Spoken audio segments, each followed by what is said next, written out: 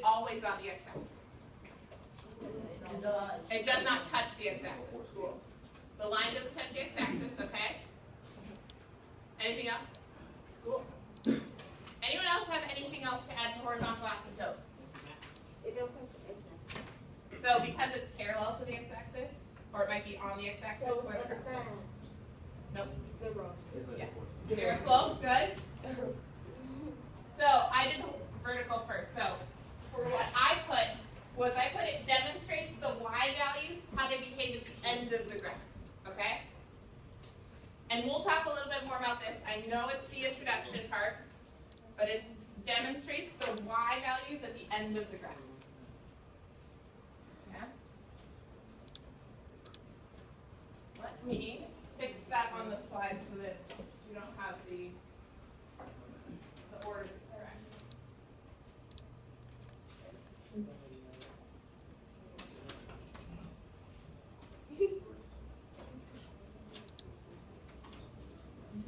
Okay. Vertical asymptote.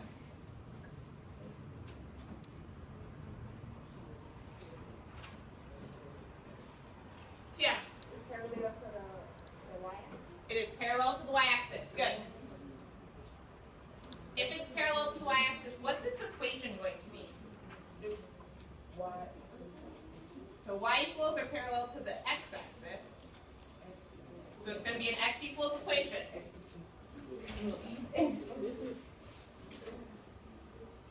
X equals equation parallel to the y-axis. Did anyone's definition say why we have vertical asymptotes? No.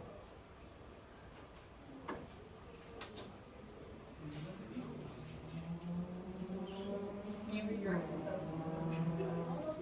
Can you read it, please? Okay, listen up to Bree, please. X equals a, y approaches as x approaches left to right. Yep.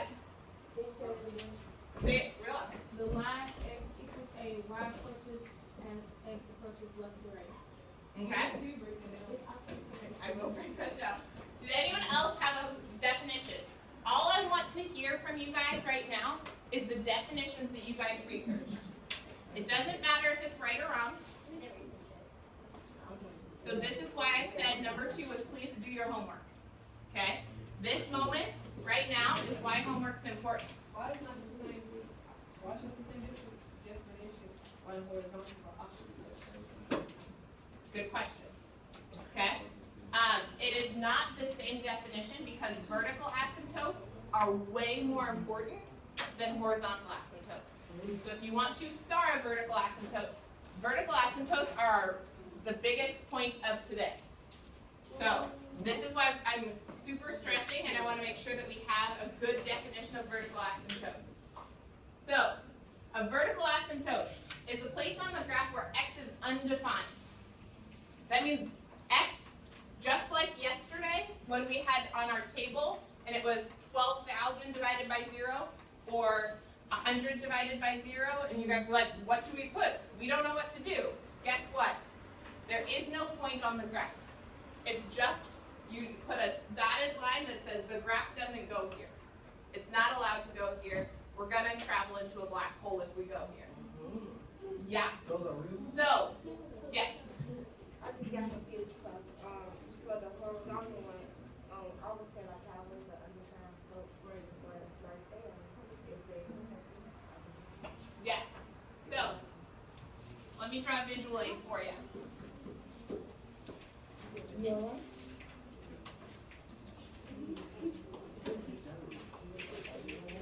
So, we have a function, Tiana, and it's going to go like this, and it's going to go like this. How would I draw the horizontal asymptote? Like this, right? So it's going to be this dotted line across like this. This is the horizontal. What's the slope of this line?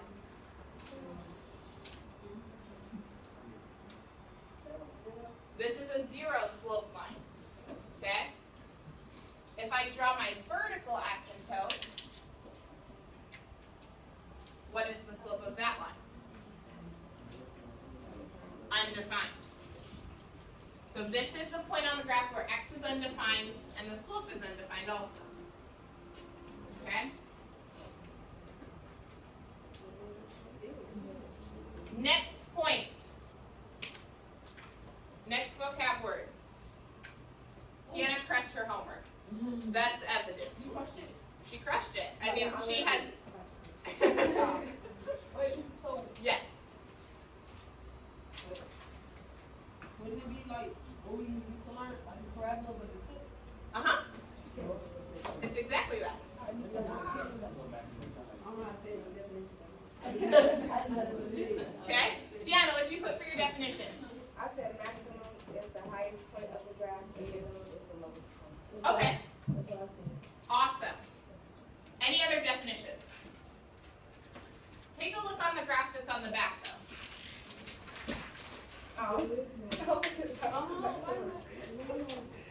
Is there an actual highest point on the graph?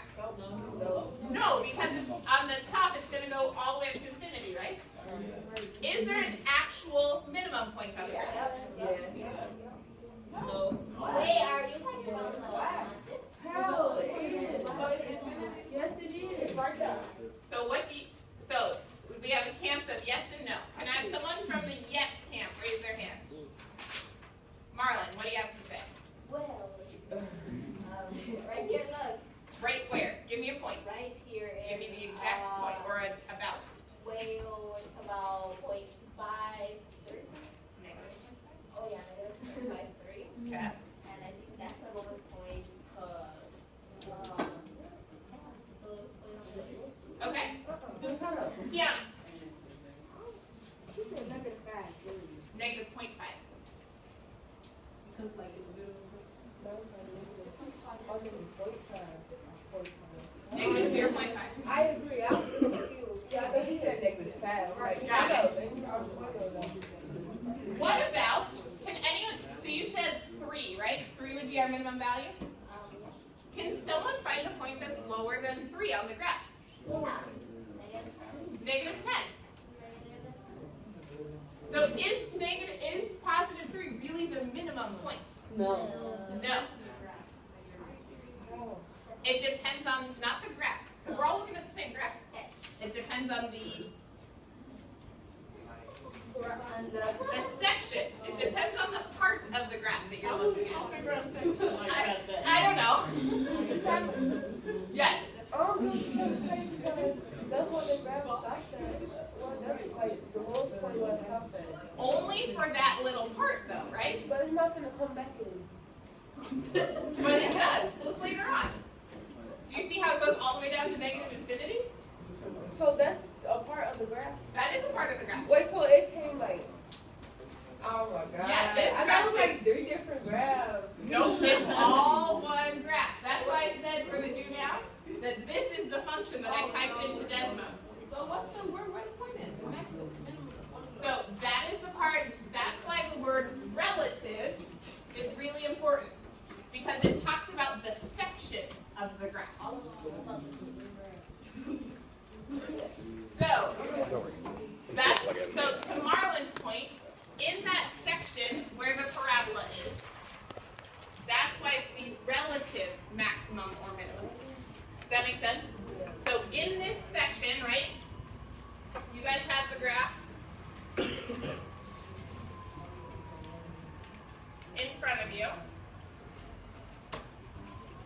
It goes like this, it goes like this, it goes like that. This point right here is the relative minimum. Compared to all of the other points around it, it's the relative minimum. But it's not the actual minimum because this graph goes down here to negative. It's relative because it's between one of them. Yep. So it's relative compared to all the other points around it, but it's not what we call the absolute minimum. So which one would be the absolute minimum? Does this graph have an absolute minimum? Nope. What is the lowest that this graph will go? Negative infinity. That would be our absolute minimum. That would be our range. Okay. That would be our range, yeah? Okay. Then we get to the point that is the absolute craziest. And this is my favorite part of this unit.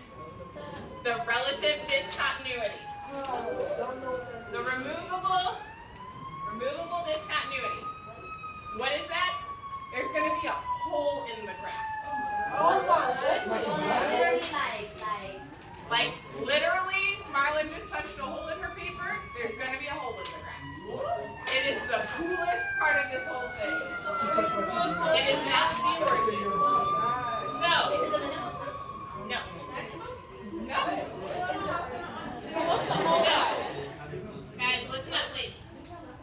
Yes. So there is no thing on the graph? For this one, there is a relative minimum. And Marlon was right. She picked out the relative minimum right here. Okay? The point, Inichi, was that this one's going to go all the way down to negative infinity. So there is no absolute minimum. There is no point on the graph that I can say that's the bottom. But when I compare it to the points around it here, this is the relative bottom. Does that make sense? Okay. So the removable discontinuity is a point that is going to be a hole on the graph. It's going to be another time where we can't divide by 0.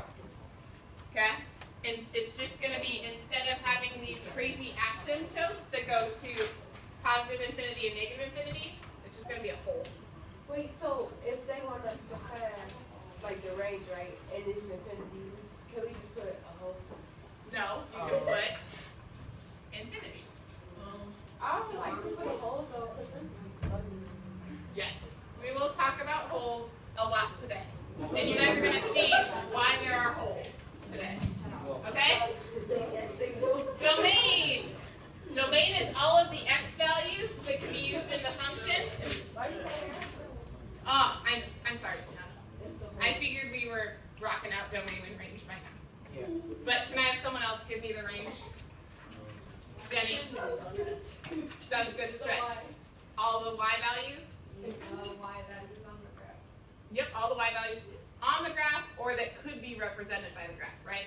Because sometimes we don't want to graph a million, but a million is part of the range. So, yep, it's all the ones that can be used, that can be created by the function, okay? So, I got some really good questions emailed to me last night. Yep, by 2 people. It's due today at 6 p.m. though. No, it was due yesterday at 6 p.m. Oh, for the other honors class that I see tomorrow, theirs are due tonight. Can we give you some for them tomorrow? Oh, it's Wednesday? Oh my goodness. Today is Wednesday, yesterday was Tuesday, tomorrow's Thursday. So, Tiana, not to put you on the spot, but to put you on the spot, can you read your second question? Because that was my favorite. When the graph don't touch the x or y axis, what would you do? So, can you talk about where that question came from in your brain? Like, what led you to have that question? Does that question make sense? Yeah, I was looking at this part of the graph on the right side, Okay. and it don't touch the x or y axis. So, like right here? Okay. Let me draw a different graph, and it's a graph that you guys are familiar with. Do you remember yesterday